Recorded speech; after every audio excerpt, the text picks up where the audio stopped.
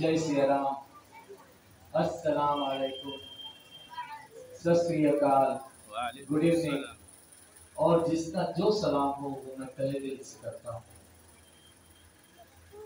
गुरबानी कहती है, अव्वल अल्लाह नूर पाया, कुदरत की सब बंदे, एक नूर पे सब जब उपजा कौन करे तो। इसका मतलब ये है कि हम सब एक ही माता पिता की संतान है, एक ही घर से आए हुए हैं, लेकिन फिर भी कहीं ना कहीं कुछ ना कुछ ऐसे इब्लीस की औलाद हैं जो हम लोगों के बीच में दरारें डाल देते हैं। तो दरारें, एक दो लाइन मैंने भी लिखी है, दरारें दिल तो क्या पहाड़ों को भी चीर देती है। हवा जब फिजा जब इश्क की बढ़ती है, आलमगीर देती है। मैंने वो जमाना देखा है, कुरार विलेज में मैं रहता था बचपन से। तो वहाँ एक जगह है इस्लामपुरा, वहां पर एक बड़ी पुरानी मस्जिद है इस्लामपुरा। मैंने जमाना देखा है कि मस्जिद के बाहर हिंदू मुस्लिम सिख ईसाई सब खड़े होते थे बाहर, अपने बुजुर्गों को लेकर, अपने बच्चों को लेकर, बीमार बच्चों को लेकर, गरीब बच्चों को लेकर, और इंतजार करते थे कि अंदर से कोई रब का बंदा आए और कोई कलमा पढ़कर उनको फूंक दे और उनको ठीक कर। हम उस इलाके में रहते थे जहाँ पर हिंदू मुस्लिम सब साथ में रहते थे। तो हम भी इंतजार करते थे कि कब ईद आएगी तो सबको खीर खाने को मिलेगी, हमको सेवैयाँ खाने को मिलेगी। और मुसलमान भी इंतजार करते थे कि बाबा जी कब आपकी दिवाली आएगी तो हमको सब मिठाई और नमकीन और सब खाने को मिलेगा। लेकिन आज ऐसा दौर आ गया है कि वो समय हमको देखने को नहीं मिलता। हाँ, तो उन दिनों के तो अंग्रेजी हुकूमत हमारे देश पर राज कर रही थी। तो अंग्रेजों ने हिंदुस्तान के पूरे मुल्क से जो काफी बुद्धिजीवी और इंटेलिजेंट लोग थे, नौजवान थे, उनको एक जगह इकट्ठे किया और एक कंपटीशन जैसा रखकर बोला कि आपको 500 पेजेस का या 500 शब्दों का एक निबंध लिखना है। और उस निबंध का कॉन्सेप्ट था British rule in India, Hindustan में अंग्रेजों का शासन। अंग्रेजों ने क्या अच्छा किया है, क्या डेवलपमेंट किया है हमारे देश में। तो सभी बच्चे बराबर पन्ने भर रहे थे। 500 पेजेस का, 500 शब्दों का ऐसे लिखना था। लेकिन एक नौजवान ऐसा था जो सिर्फ बैठकर देख रहा था उन सब लोगों को जो पन्ने भर रहे थे, और जो निरीक्षक थे वो भी देख रहे थे कि ये नौजवान कुछ नहीं लिख रहा, बाकी सारे लोग लिखे जा रहे हैं। और एक लास्ट टाइम आता है, 3 घंटे का समय था, फिर एक वार्निंग बेल होती है। जब पेपर अपने को जमा करना होता है उससे पहले एक वार्निंग बेल होती है 5 मिनट पहले। तब उस नौजवान ने जब एक लाइन लिखी खाली, और दूसरे दिन उस नौजवान के नाम का वारंट इशू कर दिया अंग्रेजों ने। अब क्या लाइन लिखी थी आपको पता है उस नौजवान ने? उस नौजवान ने लिखी थी, अंग्रेजों की पॉलिसी है डिवाइड एंड रूल, तोड़ो और राज करो। तो अंग्रेज समझ गए कि हमारी पॉलिसी तो सिर्फ इस बंदे ने समझा, बाकी जो 500 पन्ने 500 शब्दों के निबंध लिख रहे हैं, अंग्रेज ये लाए, अंग्रेज वो लाए, पोस्ट ऑफिस लाए, रेलवे लाए, वो तो अंग्रेज समझे कि हमारी पॉलिसी समझे नहीं। लेकिन इस नौजवान ने समझे। आपको मालूम होना चाहिए कि वो नौजवान कौन थे। वो नौजवान थे नेताजी सुभाष चंद्र बोस, इंडिया के पहले आईएएस ऑफिसर। अब कहते हैं कि जॉर्ज पंचम, जॉर्ज फिफ्थ, उसके राज में कभी सूर्यास्त नहीं होता था, क्योंकि यहाँ अगर सूर्यास्त होता था तो कहीं और उसका राज होता था। मतलब उसने पूरे जॉर्ज पंचम ने पूरे एशिया अफ्रीका को घेर रखा था। लेकिन अगर जॉर्ज पंचम इंडिया से गया है या भागे हैं अंग्रेज लोग, तो इसमें अपने शहीदों का बहुत बड़ा हाथ है। 200 साल अंग्रेजों ने राज किया यहाँ पर, सही मायने। लेकिन वो दौड़े तब जब हमारे राजगुरु भगत सिंह, सुखदेव, इन्होंने हाथ में बाकोले उठा लिए, बंदूकें उठा ली। क्योंकि इससे पहले तो महात्मा गांधी और दूसरे लोग तो अहिंसा के पुजारी थे। तो अंग्रेज कहते थे कि इनको अहिंसा करने दो, हम हिंसक होकर इन पर राज करते रहेंगे। लेकिन जिस दिन हमारे शहीदों ने, जो सही मायने में हमारे शहीद 22 साल के, 23 साल के, 21 साल के लड़के, उसमें भगत सिंह, राजगुरु, सुखदेव ही नहीं, अशफाकुल्लाह, अब्दुल हमीद, राम प्रसाद बिस्मिल, नेताजी सुभाष चंद्र बोस, कई लोग थे। तो ये अगर भागे हैं अपने देश, तो हिंदू, मुस्लिम, सिख, ईसाई जब इकट्ठा हो गए, तभी ये लोग वो हिंदुस्तान छोड़ना पड़ा। जाते जाते भी ये थोड़ा सा गलत काम करके इंडिया पाकिस्तान को अलग कर दिया, और आज तक हम लोग टेंशन में थे। तो ये अंग्रेजों की नीति थी। लेकिन कहते हैं ना कि मुद्दई लाख बुरा चाहे तो क्या होता है, वही होता है जो मंजूर खुदा होता है। आज फिर हम तीसरे नंबर पर आ गए विश्व, हमारी इकोनॉमी आज पूरा वर्ल्ड हमारी तरफ देख रहा है। क्यों? क्योंकि 142 करोड़ की हमारी जनसंख्या यहाँ पहुंच चुकी है। सबसे बड़ा मार्केट हो गया इंडिया। तो अब सबकी निगाहें इंडिया पर है।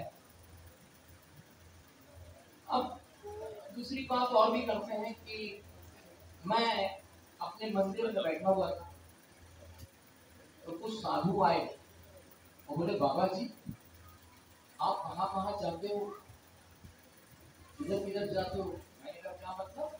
बोलते हैं आप वो जमीयत के प्रोग्राम में जाते हो, लाखों मुसलमान होते हैं, मुसलमान पेंशन वाले, तो आपको डर नहीं लगता है क्या उनके बीच में जाकर?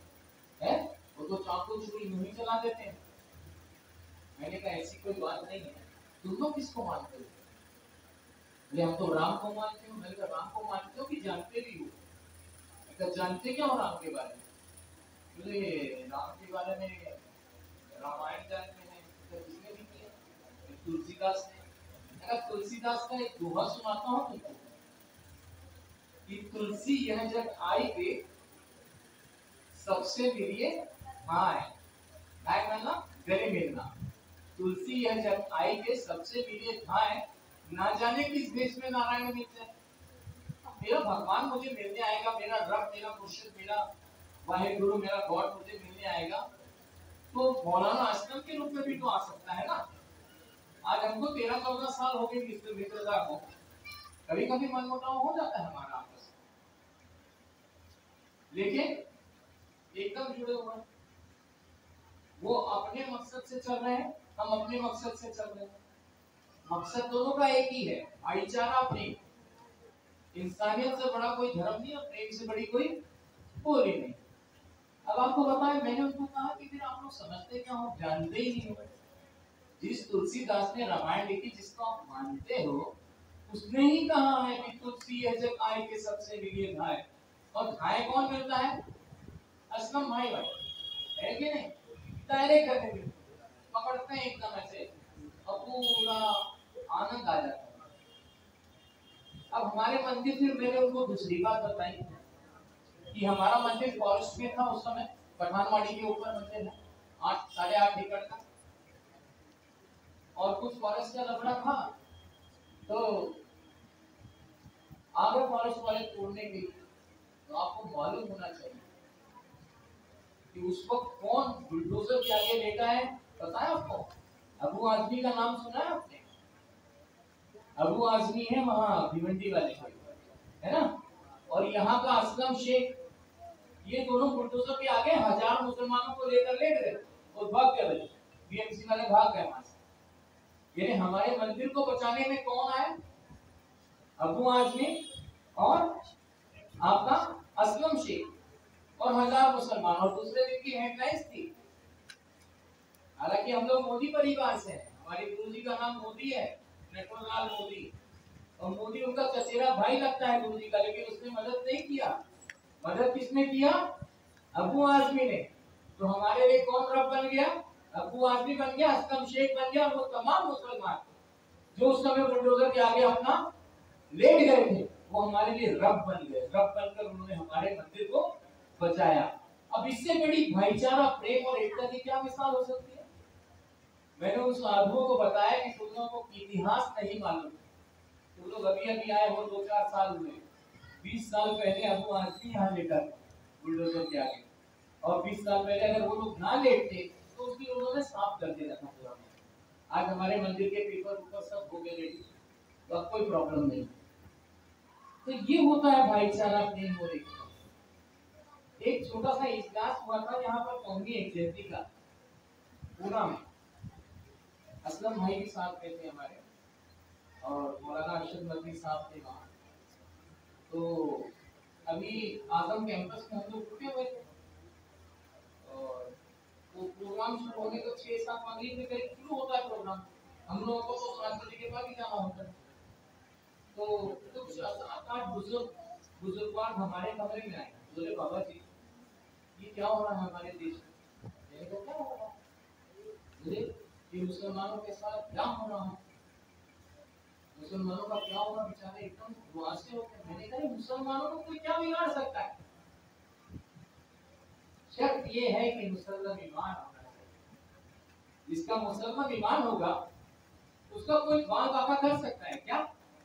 और मुसलमान ईमान तो कोई भी ला सकता है ना। मेरे अंदर मुसलमान ईमान नहीं आ सकता क्या? किसी ईसाई में नहीं आ सकता क्या?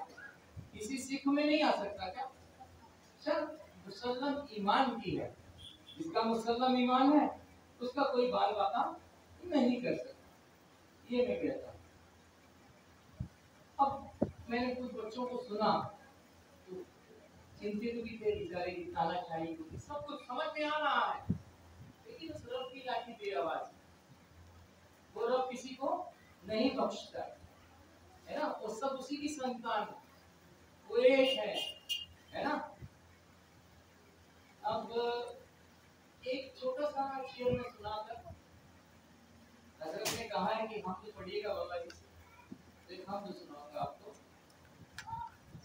जो आज नहीं वो कल होगा,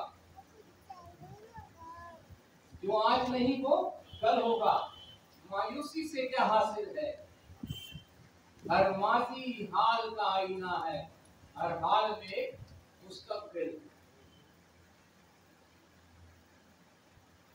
हम लोगों को निराश होने की कोई जरूरत नहीं, हम खुद त्रस्त थे, है ना।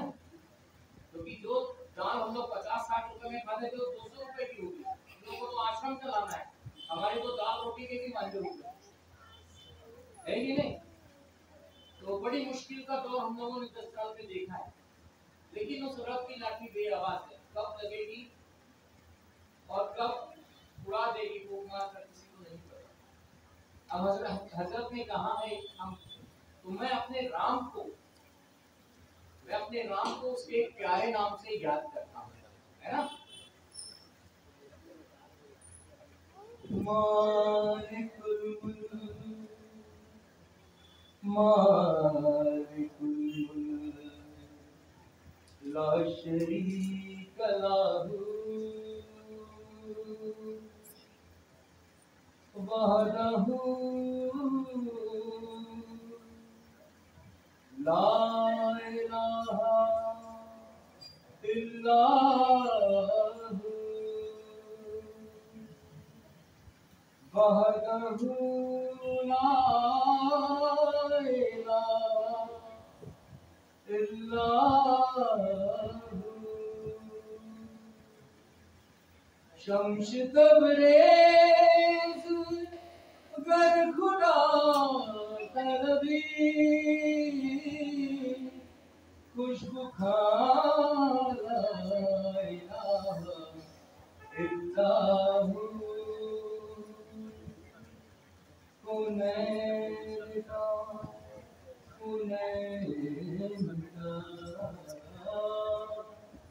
कुनैन का मौजूद है, माबूद है तू, कौनैन का कौनैन का मौजूद है, माबूद है तू। हर शय तेरी शाहिद है कि मशहूद है तू। हर एक के लब पर है तेरी हमदो सना, हर सोच में हर साज में मौजूद है तू। तेरे ही नाम से, तेरे ही नाम से, तेरे ही नाम से हर इब्तिदा है। तेरे ही नाम तक हर इंतहा है। तेरी हमदो सना अल्हम्दुलिल्लाह कि तू मेरे मोहम्मद का खुदा है। अल्लाहू अल्लाहू अल्लाहू अल्लाहू अल्लाहू अल्लाहू। ये ज़मीं जब न थी, ये जहां जब न था, ये ज़मीं जब न थी, ये जहां जब न था, चांद सूरज न थे, आसमां जब न था, राज़े हक भी किसी पर आया जब न था, तब न था कुछ यहाँ, तब न था कुछ यहाँ, हाँ मगर तू ही तू। अल्लाहू अल्लाहू अल्लाहू अल्लाहू अल्लाहू अल्लाहू अल्लाहू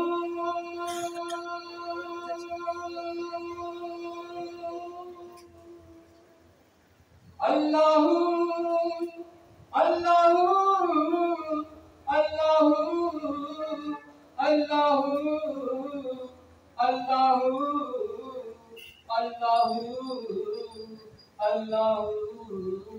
अल्लाहू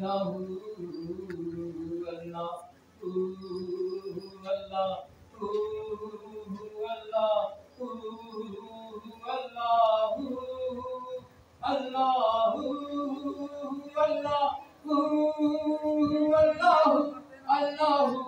अल्लाहू अल्लाहू अल्लाहू अल्लाहू हर शय तेरे जमाल की आईनादार है।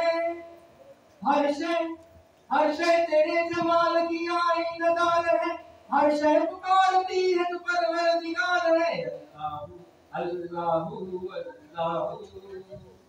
अल्लाहू अल्लाहू अल्लाहू। तेरी रबूबियत की अदा का कमाल है। तेरी रबूबियत की अदा का कमाल है। तू रब कायनात है, तू लाजवाब है। अल्लाहू अल्लाहू अल्लाहू अल्लाहू अल्लाहू अल्लाहू। तू जो हर आन नई शान दिखा देता है, तू जो हर आन नई शान दिखा देता है, दीदाए शौक को हैरान बना देता है। डाली डाली तेरी तकलीफ के गुण गाती है, पत्ता पत्ता तेरी कुदरत का मजा देता है। अल्लाहू अल्लाहू अल्लाहू अल्लाहू अल्लाहू अल्लाहू। पहुँचे मेराज में अर्श तक मुस्तफा, पहुँचे मेराज में अर्श तक मुस्तफा। जब नमाबूदो बंदे में पर्दा रहा, तब मलाइक ने हजरत से झुक कर कहा, सारी मखलूक में हक नुमा तू ही तू। अल्लाहू अल्लाहू अल्लाहू अल्लाहू अल्लाहू अल्लाहू। खालिके कुल है तू, इसमें क्या गुफ्तगू, खालिके कुल है तू, इसमें क्या गुफ्तगू। सारे आलम को है तेरी ही जुस्तजू। तू ही तू हिंदू ये समझते हैं सनम में कुछ है, हिंदू ये समझते हैं सनम में कुछ है, मुस्लिम ये समझते हैं हरम में कुछ है। ये दोनों गलत हैं अपनी गजफहमी से, क्योंकि हम तो यही समझते हैं कि बस तू ही तू ही तू, इसमें क्या गुफ्तगू। मस्जिद मंदिर गुरुद्वारे में तेरी लगन है तेरी पूजा, तू ही तू है और ना कोई दूजा। अल्लाह अल्लाह अल्लाह अल्लाह अल्लाह अल्लाह, ला इलाहा तेरी शान या बहदाहू, ला इलाहा तेरी शान या बहदाहू। तू ख्यालों का जस्स तू ही आरज़ू, आँख की रोशनी दिल की आवाज़ तू, हाँ भी तू है भी तू होगा भी तू ही तू। अल्लाहू अल्लाहू अल्लाहू अल्लाहू अल्लाहू अल्लाहू। मुझे लगता है आपको मेरे प्यारे राम का नाम अच्छा लगा होगा, तो मैं इसलिए राम का नाम ही समझता हूँ। आप लोग शायद कुछ और भी समझ लें, लेकिन मैं अपने राम को इसी तरह याद करता हूँ। ये मंदिरों में मैं भी गाता हूँ, गुरुद्वारों में भी मैं ये हम पढ़ता हूँ, और आप लोगों के बीच में मैंने पेश की। अब इसके बाद मैं आज्ञा दूंगा। जय हिंद जय भारत।